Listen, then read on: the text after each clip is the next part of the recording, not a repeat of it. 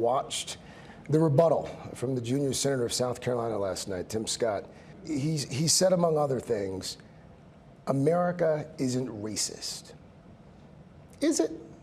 No, I don't think the American people are racist.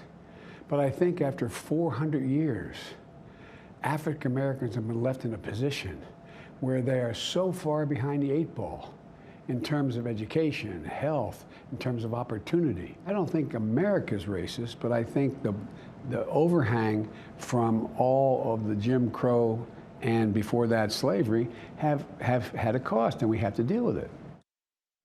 I want to bring in Jason Nichols, who's a Democratic strategist and a senior lecturer in the African American Studies Department at the University of Maryland, College Park. Jason, great to have you on this. What's the divide here? What is it in particular that people have taken issue with when it comes to Scott's speech? Well, I think that essentially what Scott was saying in many ways was, I think some people felt it was a little bit disrespectful for him to say that America is not racist when America was actually founded on a lot of racial inequality. It was founded, if you live west of the Mississippi, it was founded on the removal of indigenous people. As a matter of fact, our removal of indigenous people was so bad that Hitler modeled what he did after what he saw in American Westerns and what we did with the indigenous people. It was founded economically on the backs of African people and on slavery.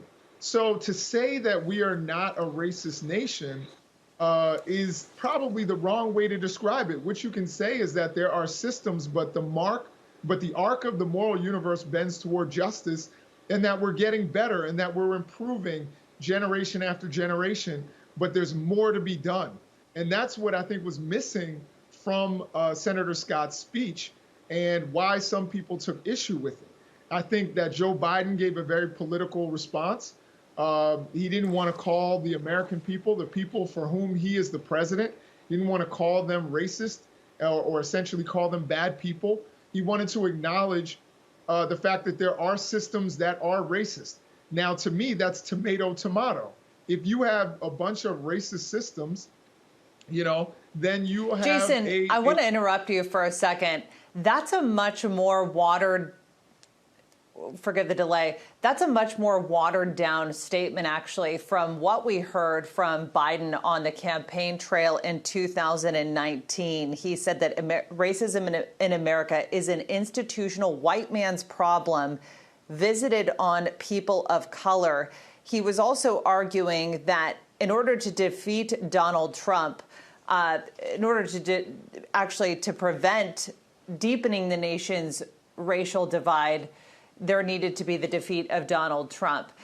Now he's saying, so he's drawing attention to the fact that, there is systemic racism. Now he's saying America's not racist, but before he's saying that electing him is preventing America from deepening a racial divide.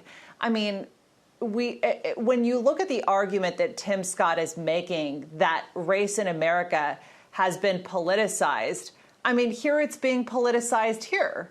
So is there not a point to that? So, Kilmany, I would answer your question with a question. How is it that race could not be politicized? So how exactly are we supposed to depoliticize race and racial issues in our country? When we look at the definition of politics, it is that which determines and maintains power. One of the things that determines and maintains power in our society, unfortunately, is race. So therefore, there is no way to depoliticize race. Now, if you want to say that it's become a partisan issue, I'll hear you on that. But a political issue, it will always be, and it always has been, or hopefully we can get to a point where it's no longer. But as of now, as of April 30th, 2021, it is a political issue. So there's no way to depoliticize it. One person, whether it's Donald Trump or Joe Biden, neither one of them was the person to politicize it. It has always been a political issue. How have we solved some of the racial issues we've had? We've solved it through the channels of politics, whether it is the judicial system, whether it's the electoral system. And that's where you're seeing a lot of the issues with race are in the electoral system. So again, there's no way to depoliticize racism because racism is political.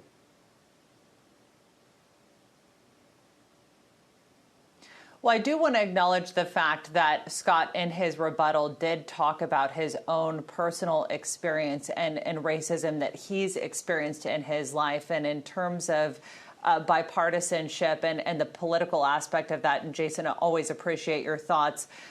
It does appear that there is some optimism in both Democrats and Republicans coming together on this bill that will work toward police reform in the name of George Floyd, the black man who died in Minneapolis, with the officer Derek Chauvin kneeling on his neck for more than 9 minutes. Jason Nichols, we appreciate you being with us.